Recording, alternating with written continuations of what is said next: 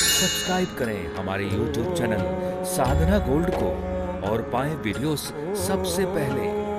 Bell icon दबाना ना भूलें। नमस्कार दोस्तों, हम पिछली बात की तरह इस बार ज्योतिष के कुछ विषयों पर बात करेंगे। किसी विशेष व्यक्तियों पर हम लेके कुछ चर्चा करेंगे।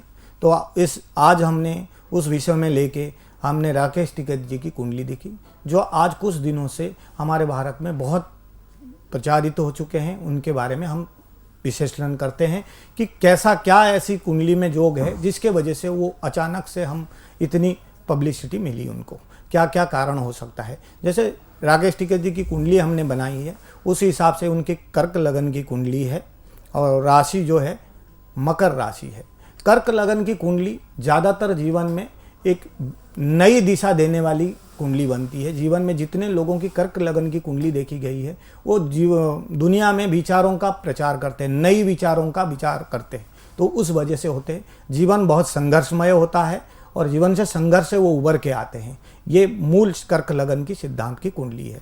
जैसे राकेश टिकैत जी की कुंडली में 2019 तक उनकी बृहस्पति की महादशा था, तो उनके अंदर उतनी एग्रेसिवता या उनकी प्रचारता नहीं हो पा रही थी। वो पहले से तो बहुत कोशिश कर रहे थे, जो नहीं आ पा रहा था। लेकिन जैसे उनकी शनि की महादशा आई, शनि इस कुंडली में दशम में नीच का होकर बैठा हुआ है और दशमाधिपति मंगल अपने घर में पंचम में बैठा है। इसको ज्योतिष के हिसाब से नीच भंग राजयोग कहते हैं।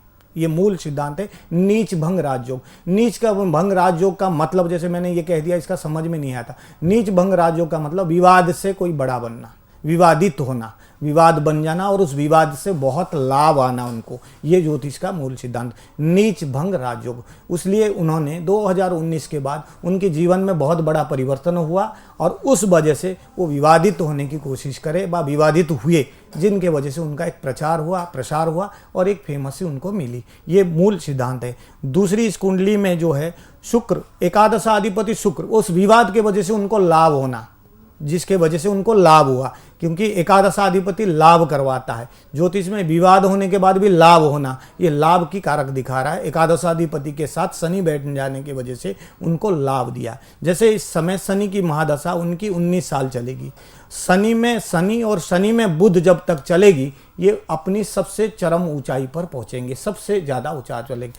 2025 तक इनकी कुंडली में बहुत अच्छी योग है, जिसके वजह से ये आज अभी से भी और ऊंचाई तक पहुंचेंगे और कोई बड़ी पदवी की लाभ प्राप्त करेंगे। ये इनकी ये मूल है। ये जो कुंडली में नीच भंग राजयोग, कभी कभी क्या होता है, नीच हो जाने के वजह से भी वो राजयोग का कारक बनाता है। नीच भंग में ज़्यादातर विवाद होना या बुरा होने के बाद अच्छा हो जाना, उसको नीच भंग राजयोग कहते हैं। आज के लिए दोस्तों इतना ही। अगली बार फिर से मिलेंगे किसी दूसरे विषय पर और दूसरे व्यक्ति पर। नमस्कार।